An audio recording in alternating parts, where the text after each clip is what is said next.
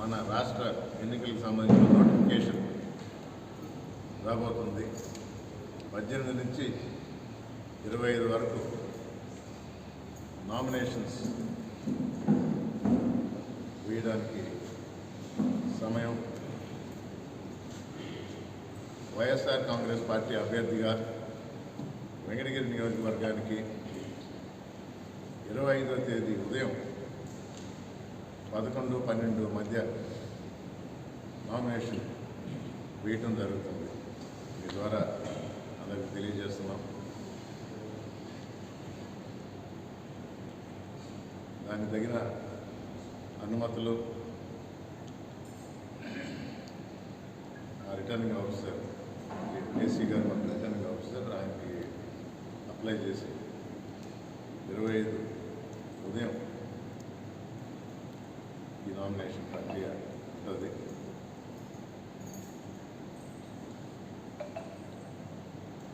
కొందరు చెప్తున్నట్టు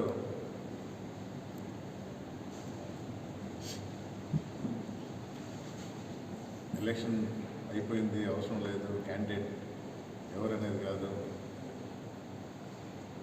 రేపు విన్నర్ ఎవరనేది కూడా డిసైడ్ అయిపోయిందని టోటల్లో కూర్చొని చెప్తా ఉన్నాను.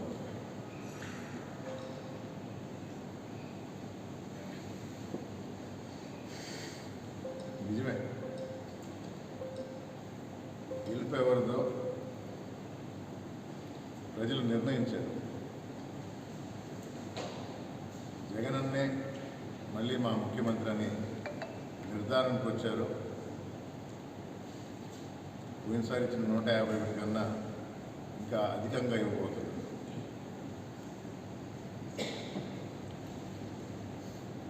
పార్టీలో ఉన్న మనస్పర్ధలు, ఈ నియోజకవర్గంలో ఉన్న చిన్నపాటి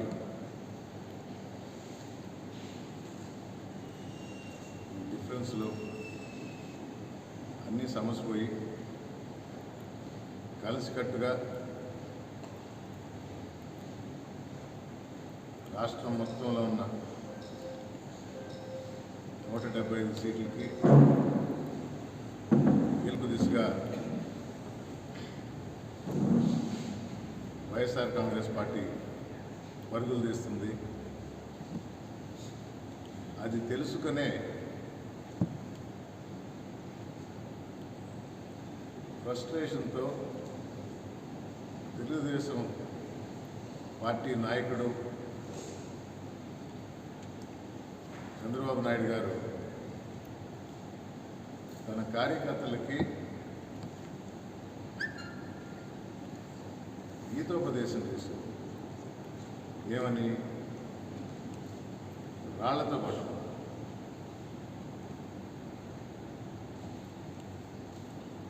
ఇది హేయమైన చర్య, నీచమైన చర్య.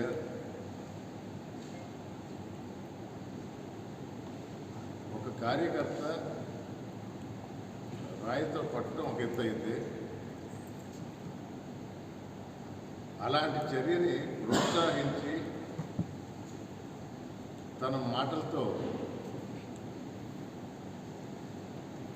ఎగదోసి ఇలాంటి చర్యలకు పూనుకోండి అని నిర్దేశించిన చంద్రబాబు నాయుడు గారిని ఏమన్నా సినిమాల్లోనే చూపిస్తారు. ఒక హీరో ఏదైనా చేస్తే ఆయన అభిమానులు దాన్ని పాటిస్తారు. సో మంచే చూపించాలా అంటారు. ఒక పార్టీ నాయకుడిగా ఉన్నప్పుడు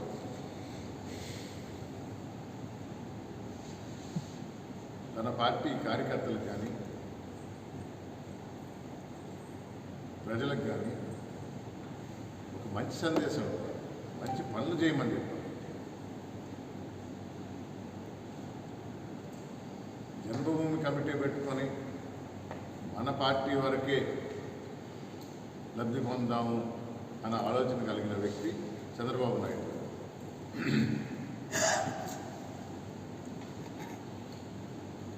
అతీతంగా అర్హత ప్రకారం మన ఆంధ్ర రాష్ట్ర ప్రజలందరికీ మేలు చేస్తామనే వ్యక్తి జగన్మోహన్ రెడ్డి గారు. ఇంత పెద్ద వ్యత్యాసం వీళ్ళిద్దరి మధ్య.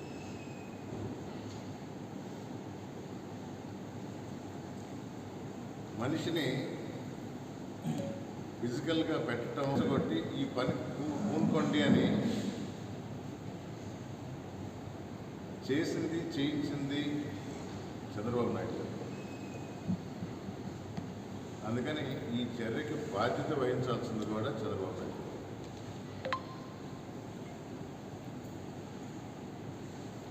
కానీ ఇలాంటి చర్యలు